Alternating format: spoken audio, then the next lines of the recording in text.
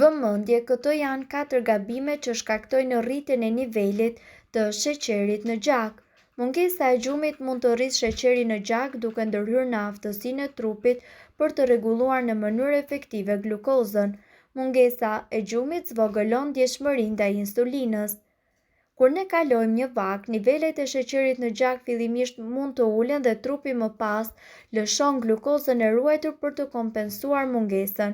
Kjo shpesh shkakton lirimin e hormoneve të stresit, i cili çon në rritje të sheqerit në gjak. Kur nuk jemi aktiv, glukoza qëndron më gjatë në gjak, gjë që rrit nivelin e sheqerit.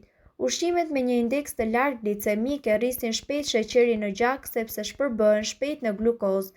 Këto ushqime si buka e bardhë, ushqimet me sheqer dhe drithrat të përpunuara janë të ulta në fibër dhe proteina, të cilat normalisht ngadalsojnë procesin e tretjes.